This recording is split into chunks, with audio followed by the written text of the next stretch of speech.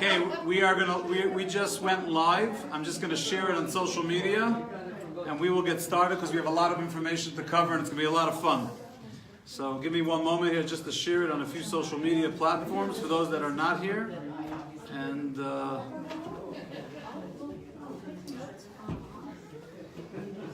Not just one platform, we have several platforms. Several.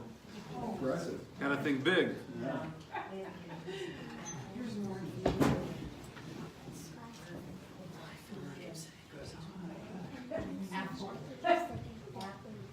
Okay, so, ladies and gentlemen, we're going to start.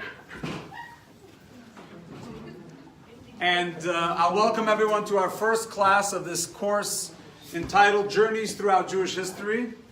This is a course that I've thought about for many years, of doing something specific just on Jewish history, because Jewish history is so vast, and unfortunately, most of us in the Jewish community don't know much about Jewish history. We know, 70 years of Jewish history. We know, there was pogroms, there was Kazakhs. We know a little bit of information here and there. There's Sephardic Jews, Ashkenazic Jews. But the basics of our Judaism, post-Hebrew school, most of us have never had the opportunity to get to in depth. And I think by studying it, our knowledge is power. And it's important as Jews to know where we come from, what it represents, and what lessons we can garner today from Jewish history. No question is off limits, although I will ask that due to the vast amount of information we need to cover, the questions should be directly connected to what we're teaching tonight. If there's questions that have come up that are not directly connected, I'm happy to sit here till they kick us out after the class to address them. But let's focus the questions on what we're going to discuss tonight. And tonight our topic is, what makes an influential leader? Is it charisma or is it substance? Of course, these questions are very valid questions in every era, but certainly in our era, where we have constant debates in our kitchen tables about what is leadership. And as Jews, we don't just discuss those issues of leadership from a political perspective or from an emotional perspective. We try to cover everything in our lives from a Jewish perspective, and so we go to Jewish history to look at the leaders that created what we are today. And so the Medrash tells us, and I should say that most of what I share with you tonight is not just from the book of Joshua. Tonight we are going to discuss the life of Joshua, and most of it comes from the book of Joshua, but with the commentary that is available on the book of Joshua. So the great commentators like Rashi and Nachmanides and the Radak, Reb David ben Zimra, and the Metzudas David, etc. But also, you're going to ask me where it says it, so I'm going to give you the preface by telling you that the information I share with you, 90% of it is from what's called the Medrash and the Talmud.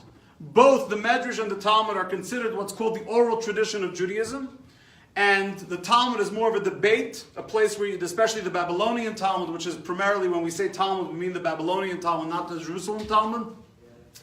And it's a debate about Jewish law, but in those debates of Jewish law, many historical pieces of information come up, and I will share that if it's associated with Joshua. And from the Medrash is what we consider the oral tradition, meaning when Moses stood at Sinai and taught the Torah, and when Joshua's story was elucidated, there was information that was passed down generation to generation and written, codified, or written down, the oral tradition. If it's called oral tradition, then why is it in writing? Because at a certain point they realize that they don't write it down, it will be lost.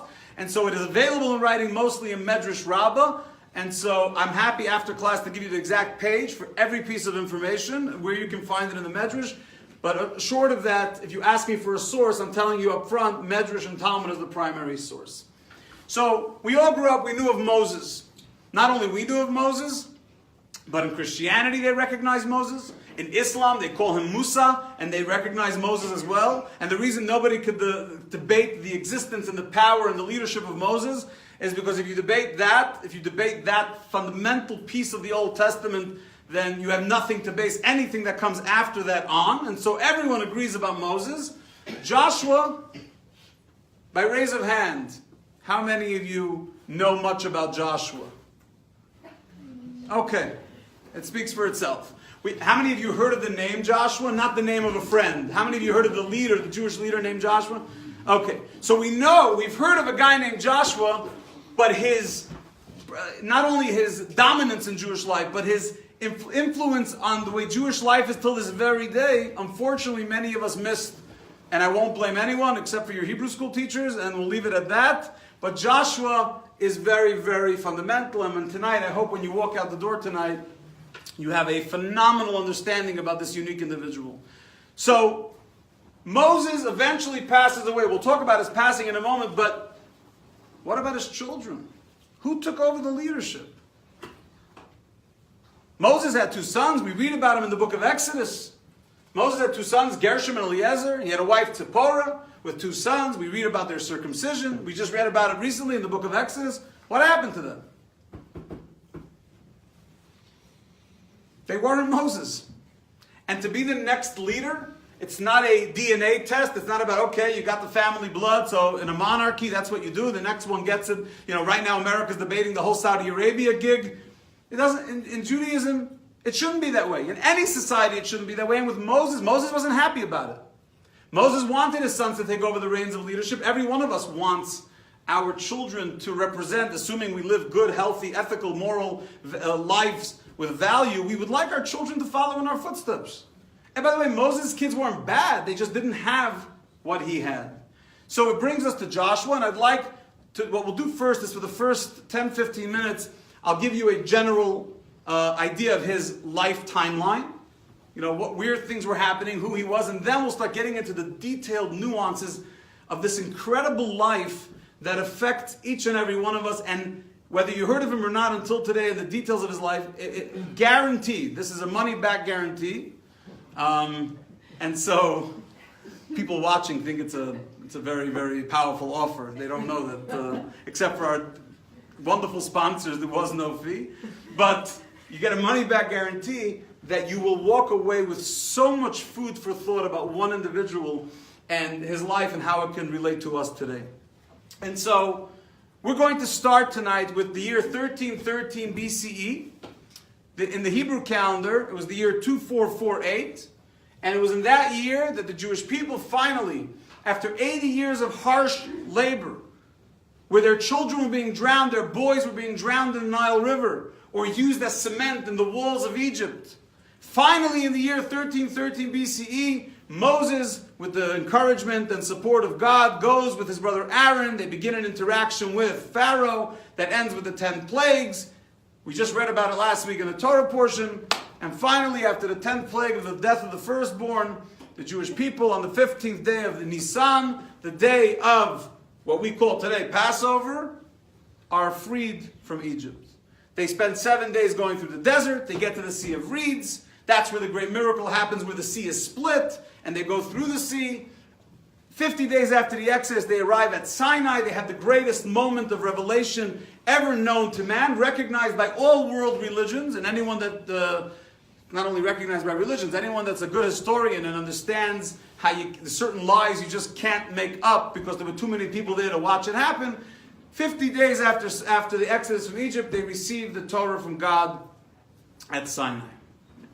During this era, so after the giving of the Torah, Moses sends spies to check out the land of Israel. There's a big debate whether he should have sent them or not sent them. The bottom line, he sends 12 guys who he thought were the most valuable, trustworthy people that can scout out the land and come back and let him know if the land, not if the land is conquerable, because that God already said, but how we should conquer it. 10 of them come back with devastating news. The news that what? This land has giants.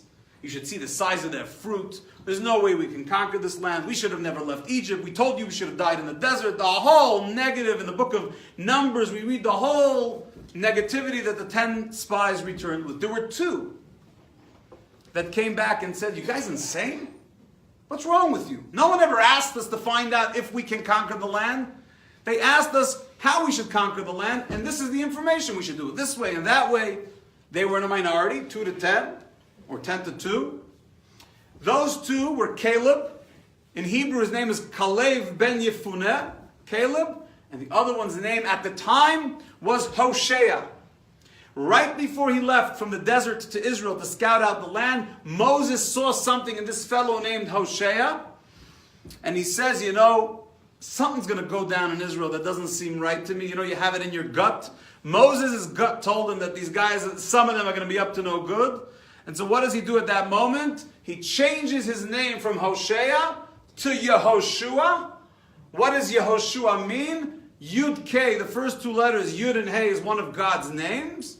And he says to him, God shall save you from the advice of the other spies. So even before they went to Israel, Moses saw that trouble was brewing, and he encourages this fellow named Hosea and says to him, may God help you deal with what you're going to deal with. And now we are introduced to a fellow named Yehoshua, aka Joshua. And indeed, it was Joshua and Caleb. When they got to the land of Israel, they went straight to the city of Hebron, to pray at the cave of Machpelah, where the patriarchs and matriarchs are buried, to pray to God that he should allow them to succeed against the other 10 spies. And they succeeded, but they didn't succeed in convincing the other 10 spies. And due to the 10 spies, the Jewish people remained in the desert for 39 additional years. You know, we always joke about why if only Moses wouldn't be such a stubborn man and he would ask a woman for directions, he might have got to Israel quicker. But the truth is that they were supposed to go right into Israel, except the spies messed it up. Joshua is now one of two people, him and Caleb, that are recognized by the righteous people, not just by Moses, by anyone that was righteous, something different about them. Now, that isn't the first time we read about him. That's just the most monumental time we read about him. The first time we read about him is in the book of Exodus. And what happens in the book of Exodus, in the book of Shmos? There's a war, right when the Jews come out of Egypt, there's a war against a nation called Amalek. How many of you, raise a hand, ever heard of Amalek? Or Amalek? Trouble, the worst kind of trouble, because they had no reason, they had no beef with the Jews. There was no reason for it. It's not like they were worried about their territory. They weren't even in the neighborhood. They simply had an opportunity to pick on a vulnerable group of people who scared them, who threatened them, or they thought psychologically, maybe they thought threatened them. They came, they fought, and who led the war against the Amaleks on behalf of Moses? God, Moshe tells, God tells Moshe, B'char lanu anashim, go pick people. What kind of people? People like Joshua. So Joshua led the war against Amalek. So now we know two things about Joshua. We know, number one, that he was the one chosen to lead the war against the Amaleks. Number two, he was also the one that survived the plot of the 10 other spies and survived and came back to the land of Israel in one piece. 36 years in the desert, he became Moses' prime student.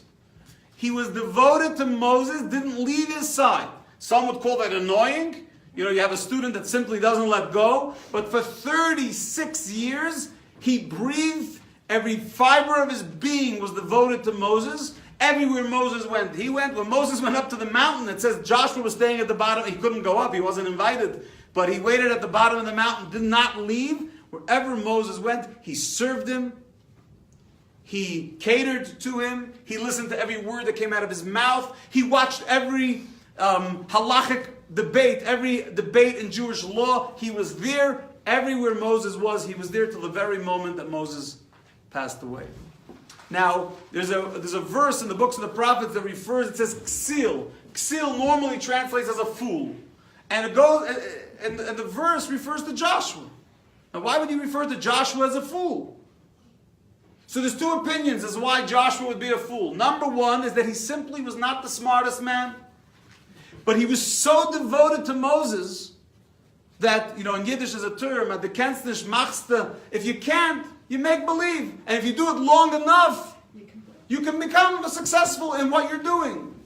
36 years, even someone that's not the smartest bulb in the room, he hung around with Moses for so long that he simply became the protege student of Moses, to the point that he was not only teachable, but he took leadership to a whole new level. The other opinion is, just that for the record, the other opinion is that he was a very smart man from A to Z. The only thing is, he made himself. He didn't want Moses to put him into a position of leadership.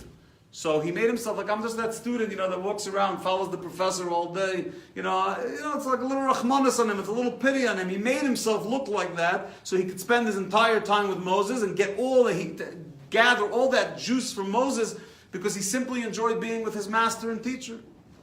So, later in the book of Numbers, Joshua comes running to Moses and says, you don't know what's going on, there's a rebellion. What was the rebellion? Eldad umeidad misnabim b'machna. There's two Jewish guys in the encampment of the Jewish people, and they're prophesizing. Big deal. But he says, no, what do you mean? No one should be prophesizing besides my teacher Moses. So he freaks out. And he comes running to Moses, and Moses says, don't worry about it. It's okay. And Moses tells him, I wish all the Jewish people became prophets. You know what kind of job I have with these people? I hope they all join the bandwagon. Come on in. Do we have more chairs there? Or we have to grab chairs from the other room? Grab one right here. So he says, you're complaining about prophets. I would love everyone to be prophets, but you see here a constant theme where he sees his master being slightly, in his mind, his master's being challenged. He doesn't have time to think. He runs. He's coming. He has to defend his master. And so, what do we read in the first words of Ethics of Our Fathers in the Mishnah? Ethics of Our Fathers, the famous Pirkei Avot, starts with the words, Moshe kibel Torah miSinai. Moses received the Torah at Sinai. Umasara, he passed it on, LeYehoshua. Not to his sons, not to the 70 elders. Joshua passed it on to whoever he had to pass it on. But who was the prime recipient of the Torah taught by Moses himself? Joshua. And so Joshua really takes a role in Judaism because of his devotion to Moses. And in life, it's not so much about how smart you are. Of course, who doesn't enjoy a wise individual? If you know someone in your life, or maybe you, that's very wise, extremely wise, not just smart, not just knowledgeable, wise. Moshe was a wise leader. So if you see a wise leader, Joshua teaches us it's not a bad idea to hang out with them long enough. There's a lot of things you'll learn from hanging out with not just a leader, but someone that's so wise and what that can teach you. And so that was in the year 1313 BCE. We're going to fast forward in the year 1273 BCE. So that's in the Hebrew year 2488. On the 7th day of the month of Adar, in the year 1273 BCE, 7th of Adar, Moses passes away. It's a sight. They're in Transjordan, on the east side of the Jordan River, right near Mount Nebo, Har Nevo. And God tells Moses on his 120th birthday, because the 7th of Adar was his birthday of the day of his passing. Remember that story? That was the mistake that Haman made in the story of Purim. Haman he heard that the Jewish people, he did a lot on which month he should kill the Jews, and it came Adar. And he said, great, it's the month that Moses died. He forgot one point, that it was the month that Moses was born too, so we have some good points there too, and it didn't work out so well for Haman. So he died on his 120th birthday, and of course, for the next 30 days, it says that for 30 days the entire Jewish people mourned. They mourned. Who led the mourning naturally? Who was the greatest mourner? Joshua. Was Joshua married at this point? Niet. No. How old was he at this point? 82. 82-year-old Joshua, who just spent 36 years, 40 years in the desert, but 36 years as the prime student of Moses, his entire life passes away.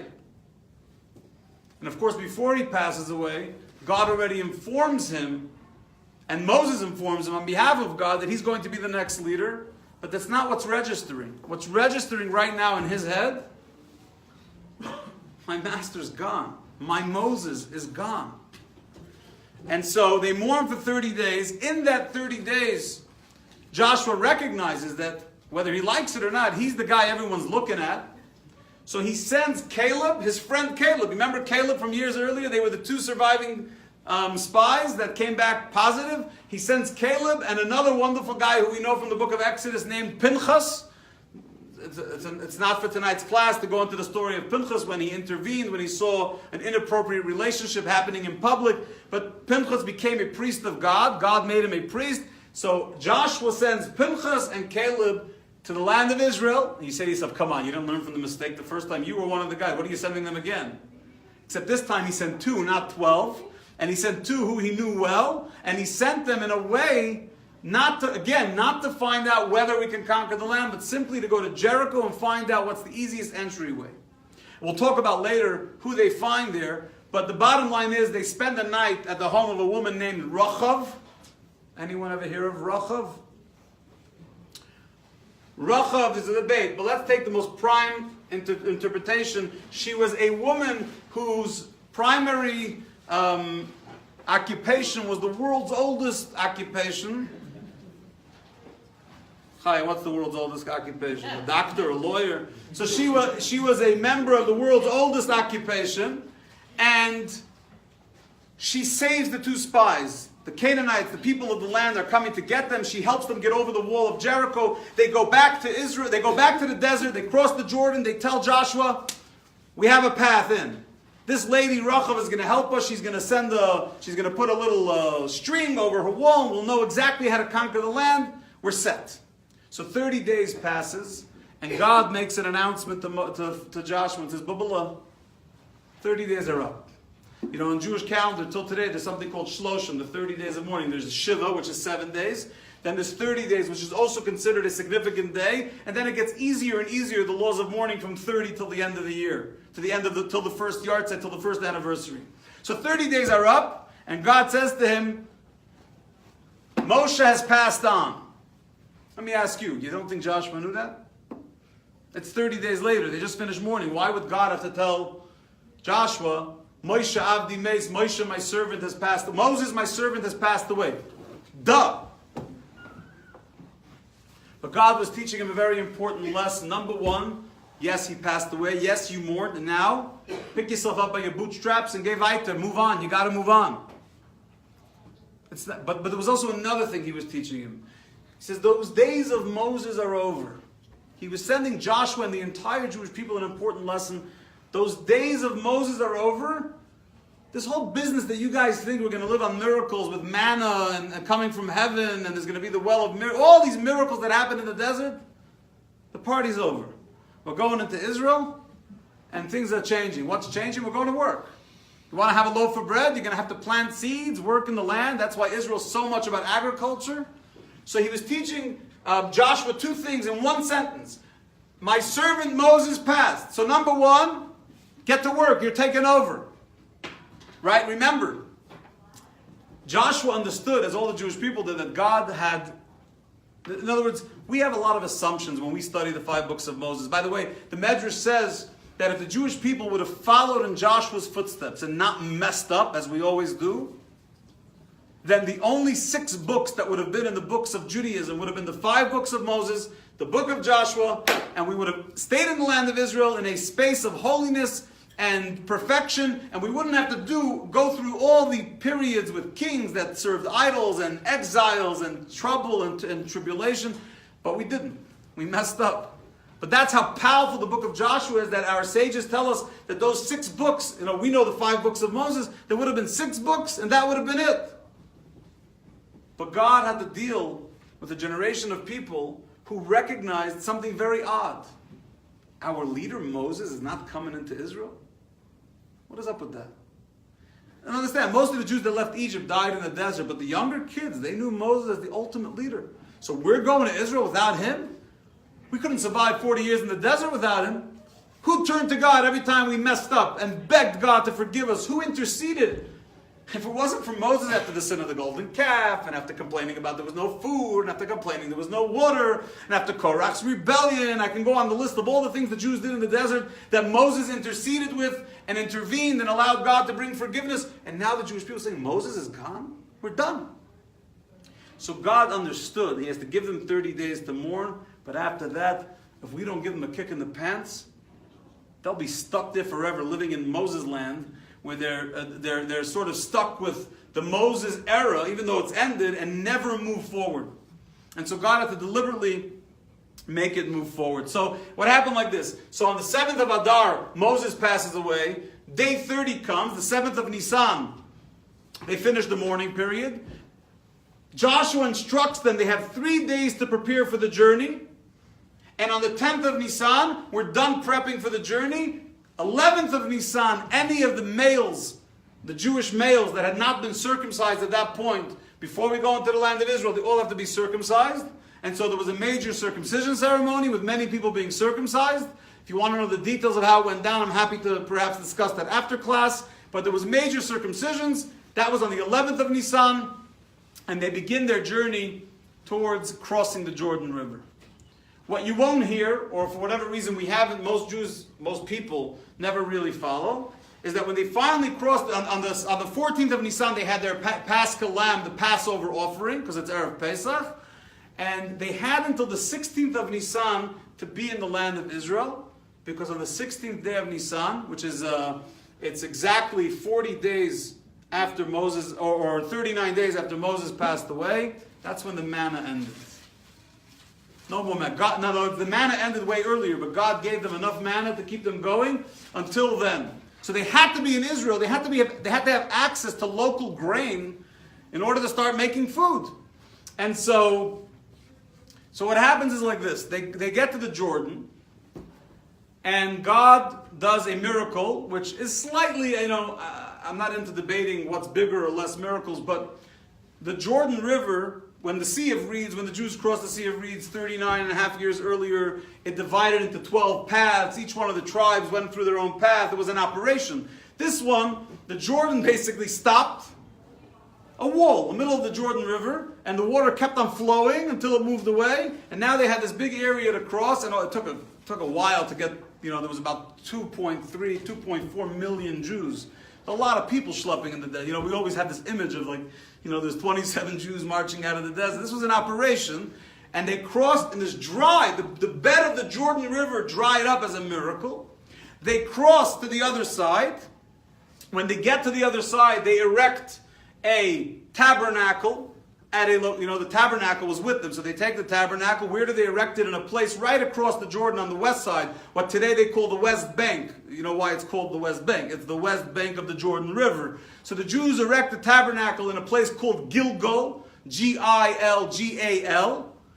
Not only do they erect the tabernacle, but they also take 12 stones. One member of each tribe took a stone from the Jordan, almost like a memento from the dry bed of the Jordan River. They each took a stone, and they created a monument out of it right there at Gilgal to celebrate the miracle of crossing the sea, crossing the Jordan. And at the end of Pesach, on the last day of Pesach, is when they started with the city of Jericho. We'll get to that story of Jericho in a moment. I just want to move forward a little bit. So now, in the year 1266 BCE, so in the Hebrew calendar 2495, is when 7 years later, so 1273 BCE, they cross into Israel. Moses dies, they cross into Israel. In 1266, they finally take 7 years to conquer all the nations. There was 31 provincial governments going on in Israel. Do you know how small Israel is? Just think of New Jersey with 30, I guess if you take counties into consideration, but these were kings. Each province had its own king. And Joshua has to now deal with conquering 31 kings throughout the land of Israel. Most of them, they had options. Either you reconcile and live in the land according to our general ethics. They don't have to be Jewish, but our general ethics. Most of them didn't agree. Some of them left. Actually, a group of them went they migrated to, I think it was called the Alemanni Germanic tribes up in the upper Rhine River. So they went all the way to Europe, this group of people from the land of Israel at the time. Many of them fought with the Jews and of course were defeated in many battles of the Jewish people. That's why it took 7 years to finish the battles. And so after those 7 years, in the year 1258, so approximately 7 years later, Elazar, the high priest, Aaron's son, Elazar, E-L-A-Z-A-R, together with Joshua, divided up the land according to tribes, and it was all done by lot, so that no one could say nepotism, no one could say, oh, you're using your connections. There was lots used to decide who's going to go where, lots that were divinely ordained, but nevertheless, it was lots, and so they split up the land, and at that point, the tabernacle that was in Gilgal for 14 years moves to what's called Shiloh, which is about 20 kilometers or so north of Jerusalem. I had the honor a couple of years ago to go with the family. We went to Shiloh. It's a fantastic It's a fantastic place to visit, a very special place, but it'll be more connected to our next class in February because that's the whole story with Hannah and Samuel that all went down at Shiloh. But that's when the tabernacle moved. And remember, Israel now is, you have in the south, you have the Egyptians, and in the north, you have Mesopotamia. They're stuck in between. And Joshua's trying to get rid of these 31 provincial guys. He gets rid of them, they divide the land. And at that point, the 2.5 tribes, you remember in the book of Deuteronomy, there were 2.5 tribes, Gad, Reuben, and half of the tribe of Manasseh said, we want to stay on Transjordan, we want to stay on the east side, it's way more land here for pasturing our animals. And Moses has a whole argument with them, and then he said, listen, we'll go fight with you. But when the 14 years are up, we're going back. Moses said, if that's the case, you're ready to fight with your brothers and sisters, and then go back? No problem. So after 14 years, after the land was split up, they go back to the Transjordan, they go back to the east side of the Jordan River where their families are waiting for them. And in the year 1245, which is 2516 on the Jewish calendar, Joshua passes away at the age of 110 after completing the writing of his own book called the Book of Joshua. So many of the books of the prophets were written by King Solomon, were written by King David, written by Jeremiah, by different prophets and kings. The book of Joshua was actually authored, just like the 5 books of Moses was written down, transcribed by Moses. The book of Joshua was actually written by Joshua himself. And so I'd like to begin by posing the question that I started with, which is the sort of the subtitle of the class, and that is, what is leadership? What is an influential leader? Is it substance or is it charisma? I'd like to take a moment, if you want to chime in now and give me your opinion, so this way it'll be more fun when I debunk it. Anyone want to chime in? Substance or charisma? In your life, the leaders that have had influence in your life, was it charisma or was it substance? You know, by the way, if you follow Facebook, God forbid, like I do, they put all these very, very inspirational clips. Every 5 minutes, someone else posts some other fantastic speaker at some, commencement speech or graduation speech. Fantastic. You ask me 5 minutes after it's done, what did he say? I have no idea. When he was saying it, it was incredible. So I ask you, in your life, the influences that have influenced you positively, or for that matter, maybe if they influenced you negatively, but was it through charisma or through substance? I think it's got to be a combination. How many agree with Connie? It's got to be, or it should be. Or should be? Gotta be. Gotta be is a big word, Well, in my case personally, I would say substance, but I think in looking at geopolitics, it's probably more charisma. Go ahead. There has to be a way for a person who wants to get the message across to be able to present it in a way that people can hear it and follow it. So substance itself is not enough. Right. Like Connie. Go ahead. Define for me what you mean by substance. What I mean by substance? That there's something substantial in the sense that there's something practically meaningful that they are providing you in guidance, for example, right? A leader is guiding us. So they're not just making me feel good about them, which I would focus more on charisma. They're charismatic, they're attractive, they suck me in. I'm not sure what they're really saying, but there's something about them that's very, very charismatic. Versus, we've all had teachers that charisma was definitely nowhere near their abilities. The charisma, nothing, but yet they were able to, at least in my case, I've had teachers that have taught me a ton with zero charisma. But if you ask me today, do I look back to them necessarily as a role model, someone that I would call 10 years later? Not necessarily. So I think each of us in our own life, as we're thinking about this question, it is an interesting conversation to have within ourselves. What has it? In other words, let me ask the question. Go ahead, and I'll ask my question the other way in a second. Go ahead. Well, does it have to be exclusive? No. It's just a question to ponder. I'm not sure, and it would take some time to recollect, but Good. I don't think that I have had anyone influential person who has been just exclusively one or the other. And I feel that maybe the gift to see both, because I think sometimes you have to really maybe hope or want or pray for certain things, and it's going to come from both sides.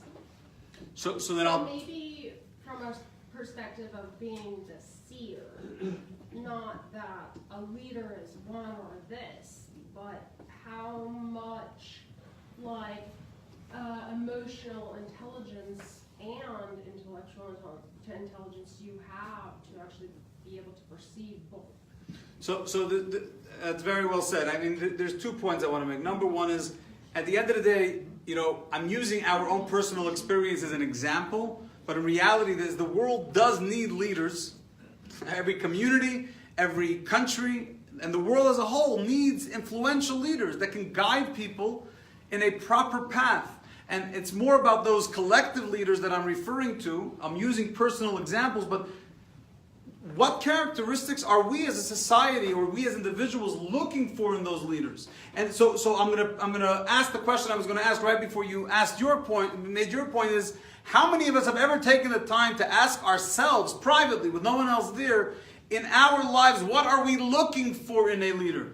Not just going with the flow, saying, oh, this one's a good one, that's a bad one, good one, bad one, good one, bad one. That's all we do all day, basically, is say who we like and who we don't like. That's the new American sport. We go on Facebook and we share with 10,000 people who we think are our friends, who we like and who we don't like. Did we ever ponder it as what we're looking for to like in the first place? In other words, I know there was my 4th grade teacher, Rabbi Zeiler. He still jokes when I call him rabbi, because a year after he was my teacher, he quit the teaching profession, he went into business, and I'm the only one left in the world that calls him rabbi. But he was an incredibly influential person in my life. Why?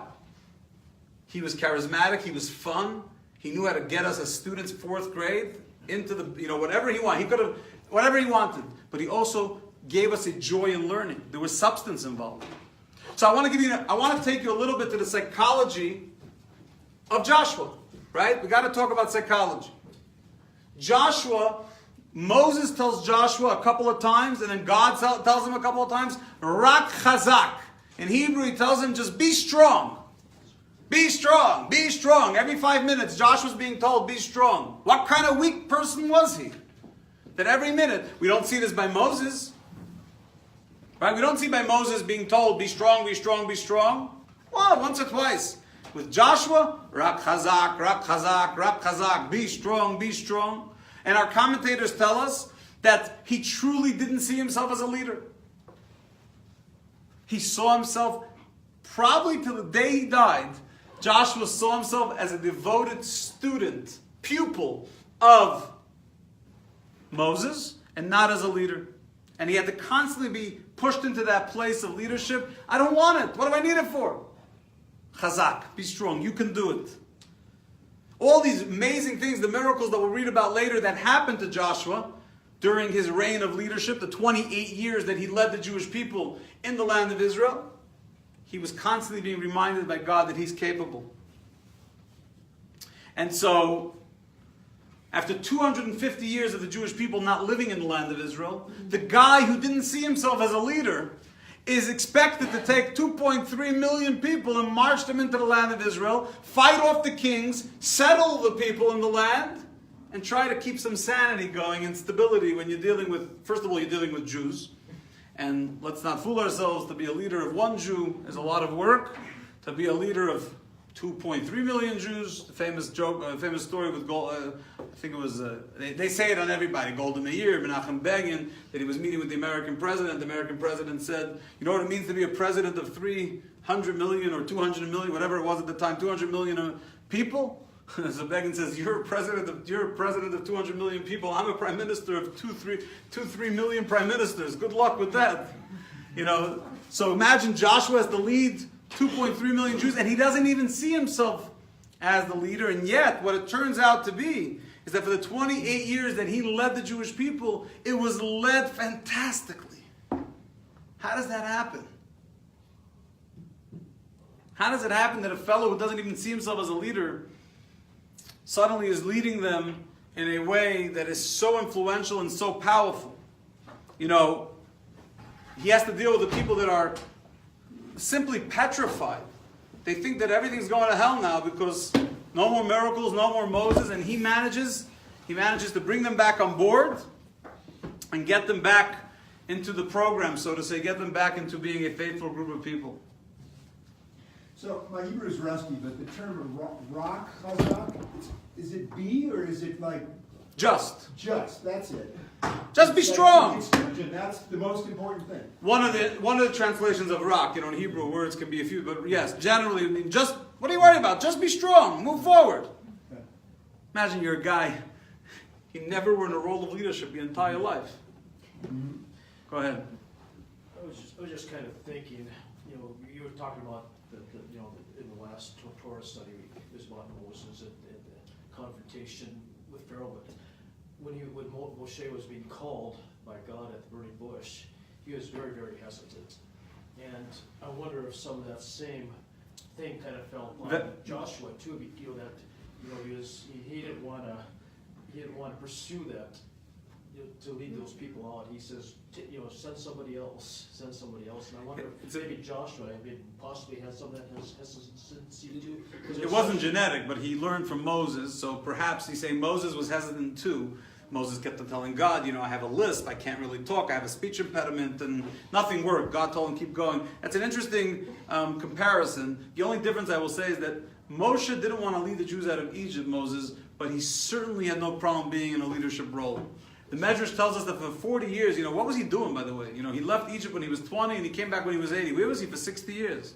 We know he got a wife, but that was just recently. What was he doing the rest of the time? So the Medrash tells us he became a king in Midian, he became a king in Ethiopia. He became a leader. He loved leadership. He was good at it. And in Egypt itself, why did Moses leave Egypt in the first place? He saw an Egyptian trying to kill a Jew and he killed the Egyptian instead. That takes leadership. He looked every direction. There was nobody there ready to do anything. He stepped up to the plate. So I agree with you. He didn't want to take the role. And in that sense, he does have a comparison with Joshua. But Joshua never did anything to represent leadership until the day he had to take over the reins of leadership of the Jewish people. Not only that, God didn't make it easy. It says that during the 30 days of mourning for Moses, they were so busy mourning and bemoaning the loss that in the process, the great Jewish thinkers and rabbis of the time, they forgot 3,000 laws. And they came to Joshua and they said to Joshua, what is the laws about this day? He says, I forgot too. So he turned to God and said, God, can I get a miracle going? I forgot 3,000 laws. This is not going well. God said, no. Now he's stuck. Now you're just trying to become a leader, and now you look like a little bit of a fool. Or certainly not you're not Moses anymore, but God did that by design. Because God needed a different type of leader to lead the Jewish people in Israel. Why? Because Israel was real. Unlike the 40 years in the desert where everything was miraculous, Israel was real life, real wars. And we'll see how that correlates with the whole story with Jericho in a moment. It was real life, and in real life you need a leader that knows what it's like and the people can relate to. He forgot. Oh, he's human, Joshua. Okay, he's human. I can relate to him. So when we're dealing with human things like planting and dealing with wars and dealing with sorrows and dealing with issues and hunger and famine, there's no manna from heaven. I got to deal with Joshua. Oh, Joshua gets it because he's one of us. So God actually orchestrated the lack of miracles and the slight humiliation for Joshua in the process just to put him in his place, to put the Jewish people in their place so that as they cross the Jordan, they shouldn't live in a fictitious world where they think it's going to be like it was in the desert, because the desert was a one-time thing. The 40 years in the desert was not going to replicate itself, and so they needed to be ready for that. So let's talk about Jericho, which is the most famous story associated with Joshua. So they crossed the Jordan River. They spend about 5-6 days prepping themselves, and they want to take over the first city. When you cross the Jordan, you get into Jericho. Jericho was a fortified, walled city.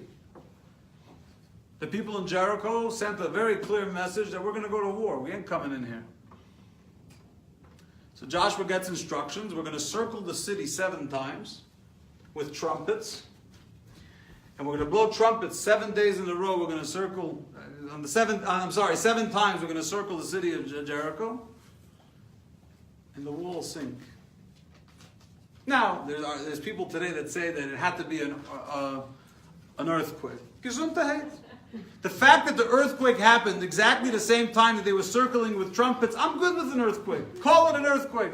I know that if I circle my house tonight with trumpets, there ain't going to be no earthquake. And if there is, you will all come running to me and telling me I'm a prophet too. So, bottom line is, whatever the reason the wall sank, whether you take it literally, the wall simply sank into the ground as a miracle, or that it was miraculously an earthquake that happened exactly at the right time, the bottom line is that was a miraculous, they didn't even take their swords out of their sheaths. They didn't even have to lift a sword. They conquered the first city of the 31 cities and provinces they had to conquer. They conquered the first one. It was a piece of cake. What happens when things go too easy? Spoiled. You expect miracles every time you have a Expect challenge. miracles to happen forever. And that was a very, very big mistake, although it wasn't their fault necessarily, but they had a very, very teachable moment that happened right after that. And we read this right in the beginning of the book of Joshua. So they finish in Jericho, and they're going to the next stop. The next stop is a place called Ai. AI. I know today AI represents a whole different world. It's not the same AI I'm referring to. There was nothing artificial or intelligent about what happened over here. But they go to the city of Ai, which is a little bit further north and west, in what they would call again the West Bank. And here they're facing a fierce battle with the enemies of the Jewish people, and they fail horribly. It's a horrible battle. 36 Jewish soldiers die in the battle. What does Joshua do? He gets on the floor and starts crying to God, why did you take us out of Egypt? Joshua, the leader. He goes into a mode, instead of being there to encourage his people, he mourns with them the loss of the 36 by getting down and beseeching God, why did you do this to us? Literally verbatim, like the Jewish people did to Moses in the desert, and every time they did it to Moses, he fought them. And now, when push comes to shove, he's saying the same thing. What's your take on that? How does a guy who spends 40 years defending his master against all these naysayers and negative elements, suddenly, when his own 36 men, his own people, who he's leading now, die, he suddenly loses his cool and everything? How does that happen? He forgot his part of it. Which is what? To be the leader. Definitely a lack of leadership at the moment. I guess I might take a little different take on it. Please. I would love to hear a better take on I was it. thinking about David, and when in Psalm 51 he says, "Contrite and broken heart, oh God, you will not despise." Correct. There's something very beautiful about a broken heart. And it's also there's exhortations about to rejoice with those who rejoice and to mourn with those who mourn. So in a sense, by identifying with the mourners, you are taking a leadership role. But what's interesting, it's an interesting point, but the mourners themselves didn't even say God. At this point, they're in Israel already. They were done going back to Egypt. They watched the sea, and yet Joshua himself goes back there. The simple answer is, the commentators say, you think it's some deep answer. And I'll be open to more answers. You just go back and be a slave again. I mean, And you have all your generations become enslaved one more time. And that's basically what he said. He heard it enough times that's the go-to place. So it actually, when you hear things enough times, it becomes an option in your head. Right? You know how many times when I'm arguing with my kids about whether we should let them watch a video or not, or whatever, I end up finding that my debates with them, I end up sounding like I'm in 4th grade. How did I go there? Well, they used it last week. I might as well. I'm like, okay, let me backtrack here. I'm the father in this home, and I'm not supposed to use the same. Come on, the other door, right there. I'm the father in this home. I should do a little better than that. There's cheers right in there.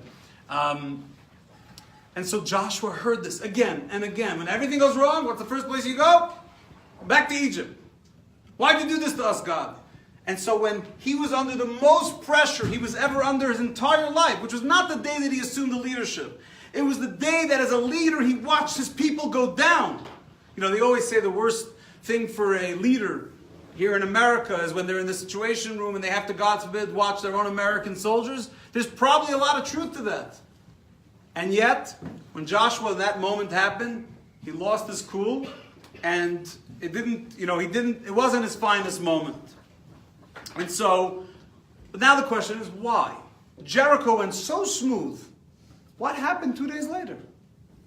Did God take a vacation? What happened? Jericho, the walls are collapsing, and it's a smooth sailing. We get to Ai, 36 men die. There's a story behind it. The story is of a guy named Achan. In Hebrew, it's Ayin Chaf Nun. In English, it would be Achan. Achan. Achan was one Jew from the tribe of Judah. And there was a rule that God set out when they conquered the city. They should not take from the spoils, from the booty of the city. No, don't take anything. Achan, after they conquered Jericho, on Shabbos, snuck some of the spoils. He did a little, a New York style. Just a little Afenzait. In Yiddish, I'm sorry for the New Yorkers watching. I'm a New Yorker too. I apologize. In Yiddish, we say Afenzait. He snuck it in on the side. What's the big deal? Look how much wealth they have in Jericho. I take a little bit. God says to Joshua, you know why you guys lost in Ai? Because you know why you lost the special divine protection? Because you failed. How did you fail? You took spoils. Joshua said, who? Who took it? What does God tell him? What am I, a tattletale, God says? I'm not going to tell you who took it. It's your job. You're the leader. Don't put me on the spot to be the tattletale about every Jew that messes up. If you figure it out, good. Do your job. If not, too bad. And so Joshua does do his homework, and it discovers that it's Achan. Achan eventually admits to it. And he's punishable by death in 2 ways, because he stole, and he stole on Shabbos. It was a whole operation, and he's put to death. And when he's put to death, so to say, the wrath of God ceases. But it was a lesson for the Jewish people, for us, for all eternity. We don't live in a bubble. What we do, each and every one of us, affects other people. Right? Everyone talks about it's a small world and it's all of our universe. It's true. It wasn't invented 3 weeks ago by environmentalists. It was invented by the Torah. Torah teaches us you can't live in your own little sub-world where it doesn't affect everyone else. One guy stole, so 2 million Jews have to suffer? Yeah. You're part of a organism, a wholesome organism, and one part of that organism broke away and created trouble. It's not that God is punishing all of them. Achan punished the Jewish people just by doing that and breaking that wholesomeness. So a person says, well, what I do in my own... No, there's no such thing. What each and every one of us does affects everyone. And so they finish with Ai. The Jews die. What's interesting is the Talmud says one of the greatest teachings. It says that God told them a Jewish person sinned. A Jewish person took from the spoils. So the Talmud says God refers them as a Jewish person, even though he had sinned. And from here the Talmud says that even a sinner is still considered a Jewish person. Which, whether you're Jewish or not, in tonight's class, there's a very fundamental thing about Judaism, that is, Judaism and Jewishness are not one and the same. You can be 100% Jewish and sadly, not practice Judaism. Now, God recommends to Jews to practice Judaism, but just because you don't practice Judaism doesn't make you less Jewish. Jewish is not like bluish. It's actually like being pregnant, right? They say you can't be a little pregnant, so they tell me. Either you're pregnant or not, either you're Jewish or not. Now, what you do with that Jewishness, that's already something we choose, whether to practice Judaism. And we learned that from the Talmud about Achan. Because Achan, the greatest sinner that the Jewish people encountered from crossing into the land of Israel, was a guy who went deliberately and took spoils, a few dollars. What did he need already? And it resulted in 36 deaths, and nevertheless God refers to him as a Jew because that's who he was. You can't take that away from him. You know, it's easy for us. It's one of our society's problems. Whenever we don't like someone, we call them a subhuman, a monster. It's one of the biggest mistakes we make about the Nazis. We call them, not, for example, just using the Nazis as an example, you're monsters. No. Sadly, I wish they were monsters. They were human beings. And what does that tell you about the capabilities of human beings and what we need to do to be careful and how much it affects not only the generation that experienced it, but everyone for all generations to come. Any questions before I continue about what I've said to Joe? Well, Rabbi, spoils aside, they would have needed food. You got no manna, you're running out, so where did they get food? Merchants. Just like in the desert there were merchants, in Israel there was merchants. There was a lot. We have this image of going into Israel. It's a desert. There was many, perhaps millions of people living in the land of Israel, and they sold things. It was a good business. There's people coming. They had their sheep. They had animals with them. They can slaughter their animals and eat meat. There was water from the Jordan, from wherever they had water from. So there was access. But that's not what he stole anyhow. It says that he wasn't stealing food. And again, he made a choice to say, I want to go out of God's miracle realm and I'm going to go into a realm of nature. You know what happens when you go into a realm of nature? 36 people die in a war. Seems like fairly light casualties. Well, the Jews were good warriors. They had dealt with many enemies, right? They dealt with Sichon, with Og. They dealt with all these Amorite kings on the east. It's not like they never dealt with enemies. They dealt with them on the east side of the Jordan. It's the first time they had to encounter it on the west side of the Jordan, in the West Bank. But that's what happens when you don't follow orders. And following orders is never easy. I mean, I don't want to speak for everyone, but for most people, following orders, especially as a group, and that everyone should follow orders. Richard, one second, Erwin, go, Richard. Well, this is a little bit more broad, perhaps, and we can stop if you don't want to talk about this, but there are a number of places in the Torah where if a person transgresses, the punishment is going to be cut off from the people. And I'm wondering how that compares to the situation with Achan. So there is a punishment in the Torah called kares, which is excision, which is cutting off, and that refers to someone that God says, we have no proof, so the Beis Din, the Jewish court, is not going to put them to death, but their life will end prematurely, ordained by God, and God will decide when and where that is. Generally, there's a debate in the Talmud whether it's 50 or 60, but generally the accepted opinion is that they will not pass the age of 60, which is why in the Talmud, when someone turns 60, it says Rabbi Yosef, there was many sages that made a big party on their 60th birthday. And even the same guys who didn't make it on their 50th and their 40th, when it came to 60, why? Nafik mikaris, because now I was freed from excision, which means I may have a lot of sins on my record, but nothing earned me, premature death. So, but Achan, the reason why Achan didn't just get excision, just from my understanding, is that this had to be a moment of teaching for the Jewish people. And I have to say, in defense of God, I don't generally try not to be his lawyer because he's not an easy guy to defend or an easy entity to defend. He makes it pretty hard to be his attorney. I try to be his salesman, not his lawyer. But in this case, I will defend him because the result of getting rid of Achan sent a message for the next 28 years, and the Jewish people lived with Joshua almost like no other period in Jewish history, where there was so much tranquility and so much adherence to Torah and so much devotion to Joshua, but in a healthy devotion, not an obsession. It was really an incredible era, which unfortunately, as we're going to see soon, ended after Joshua passed away. And so I think that making that statement with Achan, as tough as it was for Joshua to be in that moment, it really sent the right message. And sometimes you got to do it in public. Go ahead, Erwin. So the implication then is if the Jewish people had followed God's directives to the letter, that all of their encounters would have gone like Jericho, with very few casualties or no casualties, and miracle after miracle, and God's... Well, the truth is that after Achan was killed and they went back to fighting the rest of the wars, it pretty much did. And this had to be a teachable moment because of what went down. And once they realized what, he paid the price for what he did. And it says, by the way, just for the record, let's not fool ourselves. Achan wasn't like he was he wasn't like the upstanding model citizen that suddenly, the Talmud and the Medrash tell us that he had quite the rap sheet.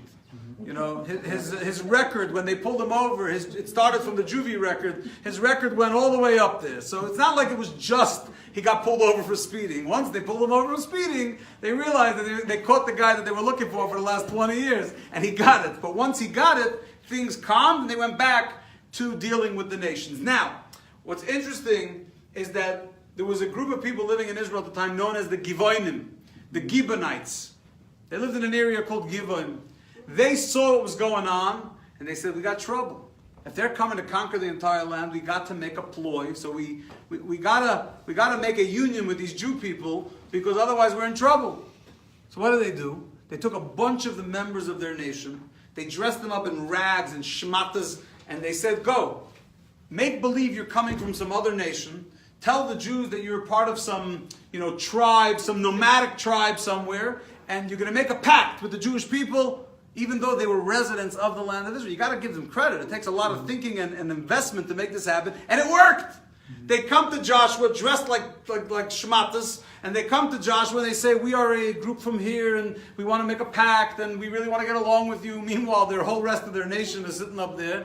Joshua says, of course. Why not? Didn't do much investigation. Someone wants to make peace with me. When does anyone ever offer Jews peace? Let's sign.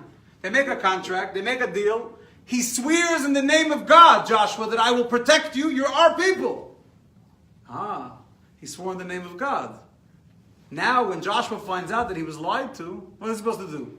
I already swore in the name of God that I'm going to protect them. He's stuck. You got to stick to his word.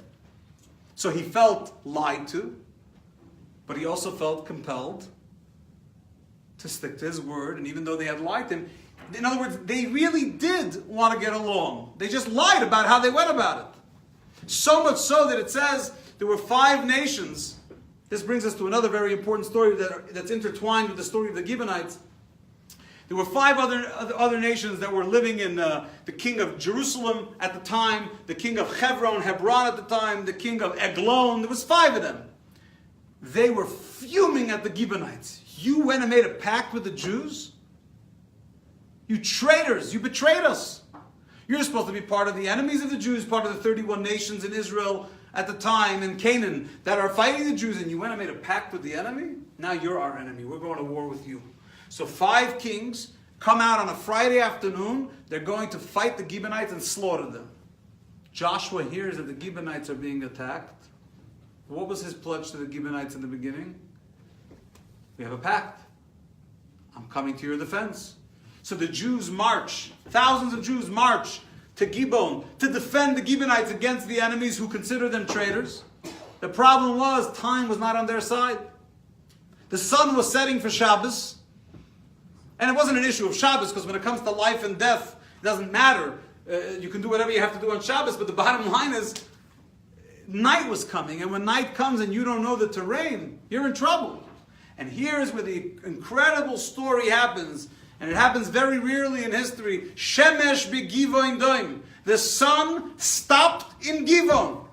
God performed a miracle. Going back to your point, Erwin, there were many miracles. God made the sun stop in the sky. We're going to keep sunlight going. By the way, if this ever happens to you, I recommend seeing a specialist immediately. If you think the sun is not setting and you're outside, something's not. But here, the sun stops, and it said there's a debate whether it was 7 hours or up to 24 hours, the sun is shining. And it helped the Jews go and defeat those 5 nations, 5, I don't want to call them nations, 5 provincial governors that were fighting the Jews and fighting the Gibeonites. And we stood with the Gibeonites. Now, just to give a little commercial, it was later in a later book of the prophets, the same Gibeonites. How do I give this in 30 seconds? The Gibeonites were being employed by the priests that were at the time in the tabernacle at Nov. There's a tabernacle in Nov and a tabernacle in Givon. And one of the tabernacle ended up moving to the Givon neighborhood. And who was being employed by the priests of Givon? The Gibeonites. King Saul was afraid that the priests in Nov were supporting King David in the rebellion against Saul. So Saul went and slaughtered all the Jewish... King Saul, which we're going to talk about next month, slaughtered all the priests, the Jewish priests in Nov. So what happened? There was no one to employ the Gibeonites. The Gibeonites died of hunger. They simply didn't have food to eat. Because their employers, the priest, the Jewish priest, the Kohanim, were slaughtered by their own king Saul, and eventually that led to God was so upset at King Saul for what he did to the Gibeonites, because what kind of way do you treat human beings? You understand? The guy was slaughtering his own brothers and sisters, and what was God so upset about?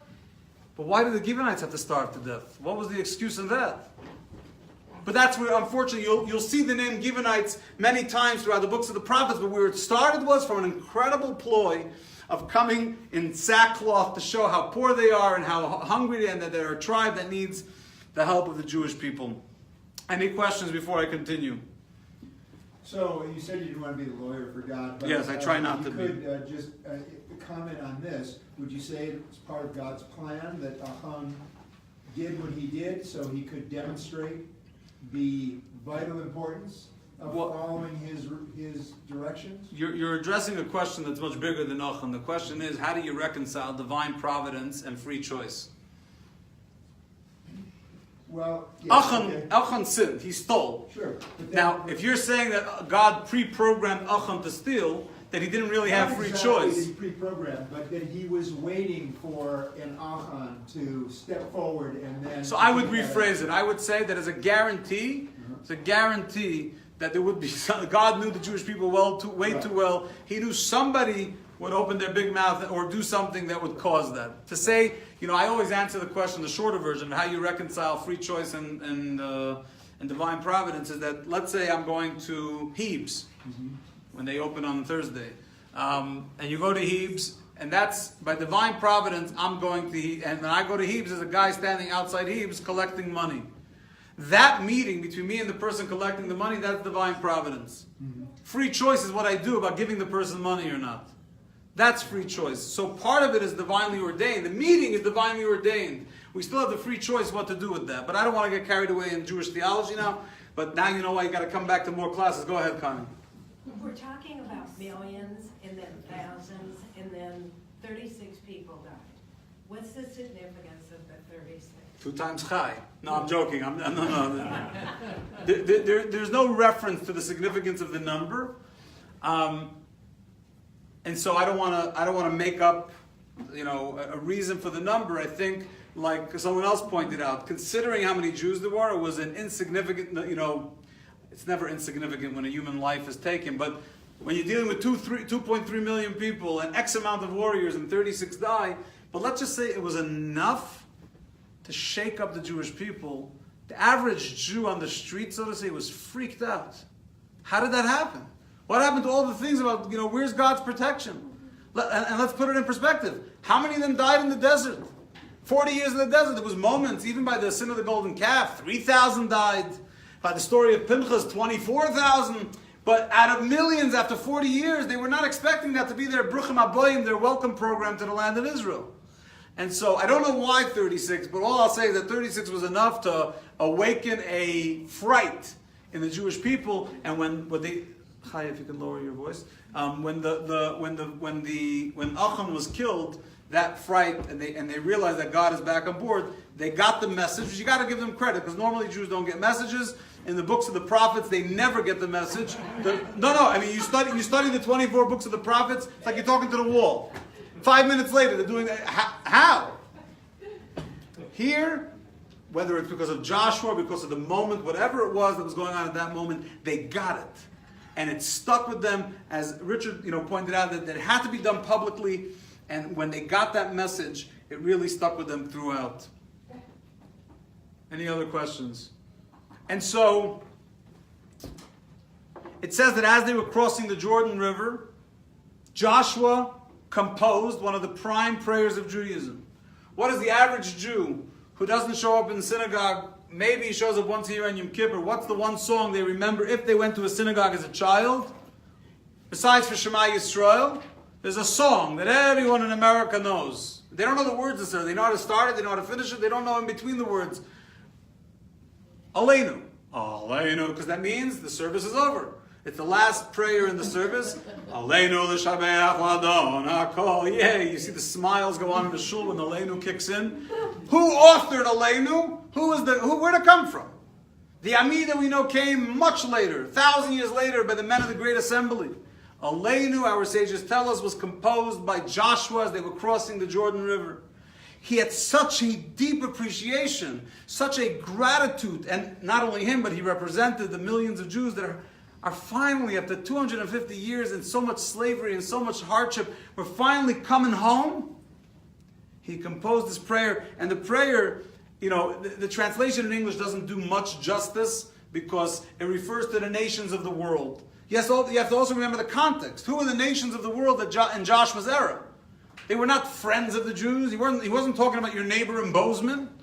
But he says, these are the words of the prayer. And I'm going to say it in English just for those of you that are not familiar with Aleinu.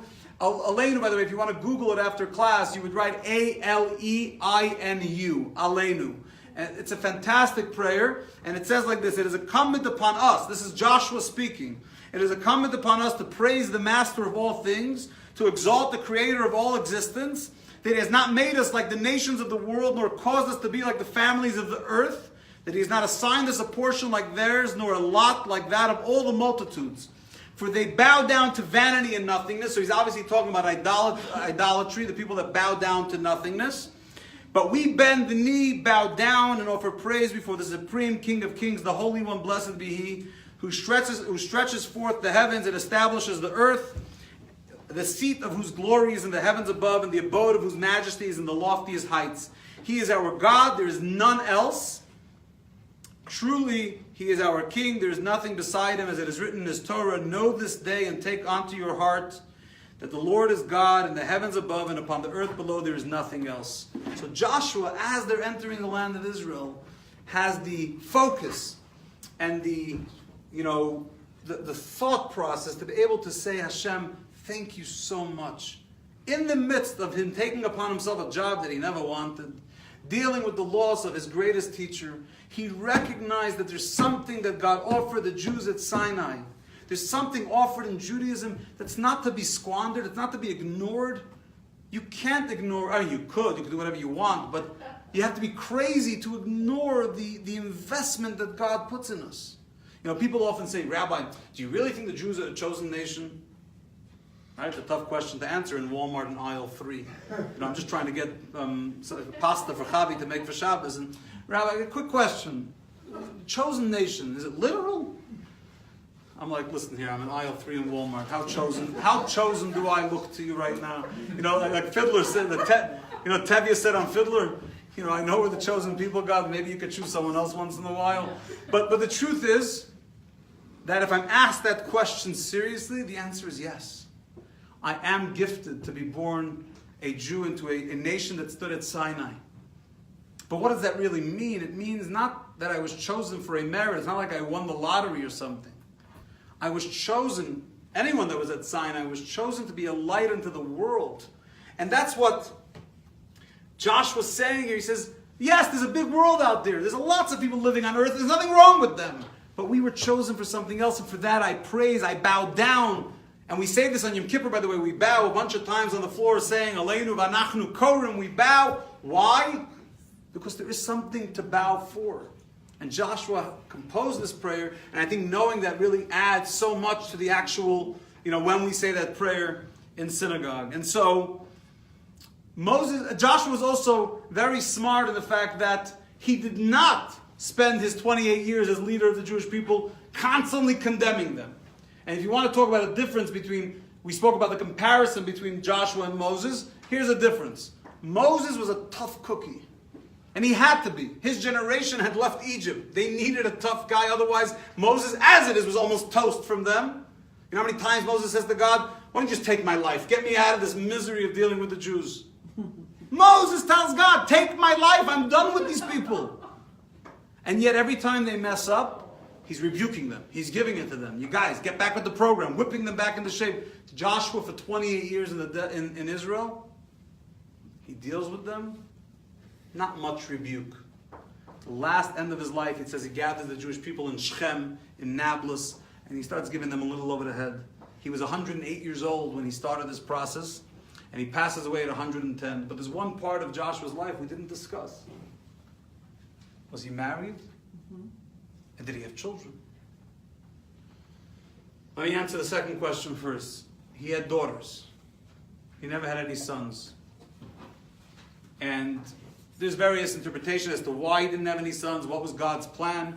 One interpretation, one medrash says that he had taken away the Jewish people from their wives, the men, one night during their time of conquering the land. He had used the men when they weren't needed, which means they weren't with their wives, which means there were less boys or children born. And so he was punished to not have his own sons because of that. You don't take away spouses from each other just because. That's not a thing you do. Another way of looking at it is that Moses' sons didn't take over the role of leadership and put him to have sons, and then it becomes an issue of nepotism and the son takes over. He had daughters. They were not going to take over the leadership role of the Jewish people because at the time, Jewish women were not the leaders that were running. It wasn't until later that Devorah the prophetess became a prominent. We're going to learn about her too. But Devorah the prophetess was really, after Miriam and Moses' sister, she was really the first one to take the reins of leadership of the Jewish people. It was Devorah that was later. At this point, women were not in that position of leadership, and so his daughters didn't take over. But who was his wife? He died. He was 110 years old. I want to get to his wife last. He was 110 years old. He was buried in a place called Kifar Heres. That's what it's called today. It's about 1 kilometer north of Ariel in what they call the West Bank, what we call Judea and Samaria. It's very close to Ariel, and every year on his yahrzeit, which is the 26th day of the month of Nisan, many Jews go to this, an Arab village called Kifar Heres, and they go pray at his resting place. But most of the year people don't go there. It's not very safe. But it's 1 kilometer north of Ariel. And that's the end of his era. After he dies, all hell breaks loose. I mean, there's the era of judges, which we're going to focus on in a later class. But the judges try. They do their best. Yiftach, Gilad, Shimshon, Samson, and all the various judges. And we'll focus on that a little bit in the next class. But the one that takes over immediately after Joshua is a guy named Otniel ben Knaz, who is buried in Hebron, but he ain't no Joshua. By the way, when I say there ain't no Joshua, I don't want you to think I'm dismissing them. They were incredibly holy, powerful individuals, but they didn't have with the people the repertoire. They didn't have the relationship with the people, and so it didn't really work well. They tried. They were way into rebuke mode, and Joshua was a unique guy. But I have to wrap up with who his wife was, because this takes the cake. He's 82 years old. They get into the land of Israel. There's the woman, Rachel. Remember the woman with the world's oldest profession who helps the Jews? When she tells Pinchas and Caleb how she's going to give them a sign from her window that they can get in and how they can come and conquer the place, she says to them on one condition, that you will accept me and my family into you. In other words, you'll protect us. They said, of course. They protect her. She falls in love with Judaism. So she becomes a Jew. Who does she marry? Joshua. Joshua married a former Rebbitzin. A former, And by the way, I'm not scared to say this. I'm just taking into consideration the age of our class. And I don't mean you people. I don't mean all the people that were freed from excision. She was a Zona. And so he marries her. She changes her ways, obviously. He marries her, and they have daughters, and she becomes the wife of Joshua, the leader of the Jewish people, which teaches us, number one, about Joshua's character. Think about, you're a leader. You don't marry, I'm going to marry from the monarchy, from here, from there, from the prestigious She's a good woman. She showed how devoted she is. She was trustworthy. She had integrity. She's ready to join the Jewish people. I want her as my own. And she obviously wanted it too. But it tells you a little bit about Joshua's perspective on life and perhaps why he was so listened to by the Jewish people. Because he had a certain, in Hebrew it's called a chen, a certain charm. Very good. Thank you, Lynn. Oh, got it right. He had such a charm to him. And as a devoted student of Moses, they appreciated him. The Jewish people appreciated him because he was the student of Moses, but they connected with him because he was connectable because of his charm. And so now, let's go back and we'll wrap it up with that's where we started. Substance or charisma? And the answer The Torah doesn't say the answer. Based on studying his life, and I've studied a lot about Joshua's life, I would say that the number one thing that to put him into the proper position and why he was so influential was substance. Because he was not charismatic when he got the job. But he learned. He learned how to use charm and charisma to help him get through it. But that wasn't what it was based on. What started off his relationship with the Jewish people was simply, he's the guy that never left Moses. So if we want to know anything about Moses and what Moses represented, we got to talk to him. So it was the substance of his teachings, the substance of what he represented. You know, tonight, literally tonight, the 10th of Shvat, tonight is the 10th night, the 10th day of the month of Shvat. And in the Chabad calendar, it's a very, very special day because it's the day that the previous Chabad Rebbe, Rabbi Yosef Yitzchak, passed away in January of 1950 on the 10th of Shvat in New York. And a year later, on this very day, was the day that the Rebbe of blessed memory, who I grew up with, assumed the leadership of the Chabad movement. Why did it take a year? Your father-in-law passes away, there's a movement that needs a leader. Let's go. And the answer, I can't go through the whole history of it, the Rebbe wasn't interested. The Rebbe had studied at the Sorbonne, the Rebbe studied at the University of Berlin, he was working at the Brooklyn Navy Yard, he worked on stealth energy, with planes and stuff at the time. What do you want from me? I'm happy. The Rebbe used to go into the subway every day with his newspaper, go to work. He was an extremely brilliant Torah scholar, but wasn't interested in being a leader. Who wants to deal with a bunch of nudnik Jews? Who wants to create a revolution for Jewish life in the world? But the Chassidim demanded it. The Hasidic, his followers said, no, you are the guy. We know. You can't hide it. We know what your father-in-law thought about you. We know how much you spent time with him. We know how many things he entrusted you with. You're going to do it.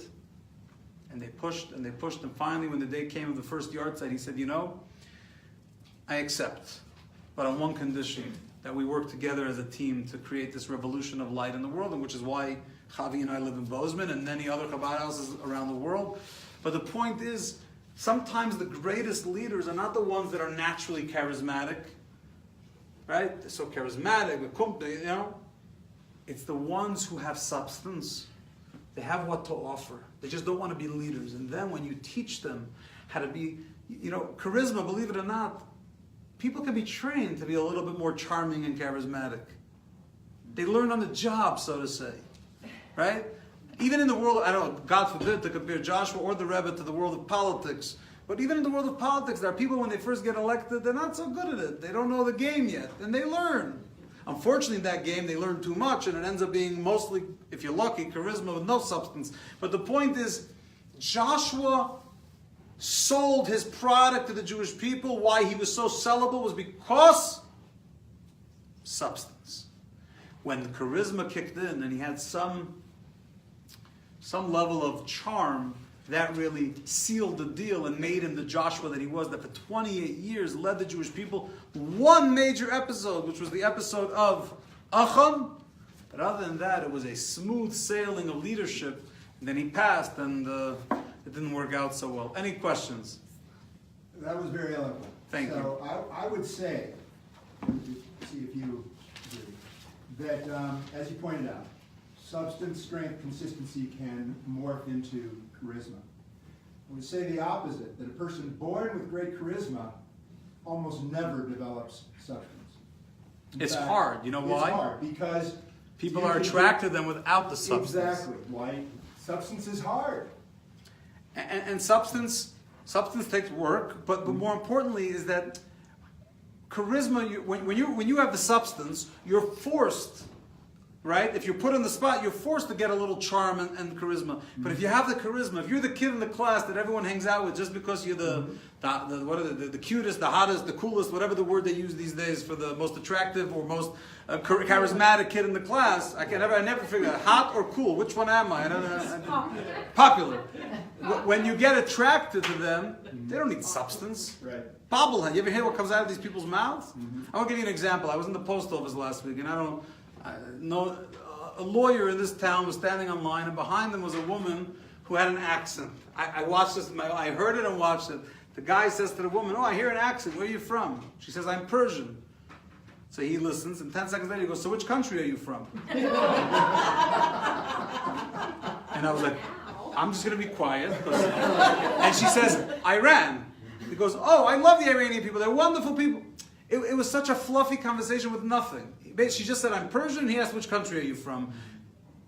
Went to law school, became a lawyer, America.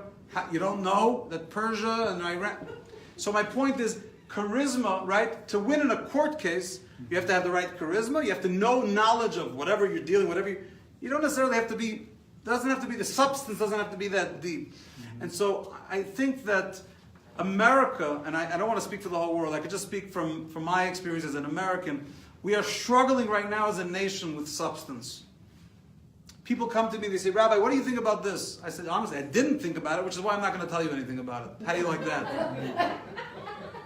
And they pause, they don't know what to say, they're stuck. Why do I have to have an opinion about an issue that I have zero knowledge about? I said, listen, call me in a week. Maybe if I do some homework, and I don't mean homework by Wikipedia, I mean I'll do homework and to the best of my ability, maybe I can give you an opinion. But we expect everyone to shoot from the hip, and if they give a classy answer that sounds to our ears as something that, oh, it works great, I like that answer. What does it actually mean? I have no idea, but it's great. And so we as a nation need to learn from Joshua, and we as individuals, don't worry about the nation, more importantly as individuals, we have to learn from Joshua that the main thing is substance. Charisma is only an addition, and charm that comes later. I'm going to continue the Q&A, but I'm going to log off the internet. Thank you all for watching online.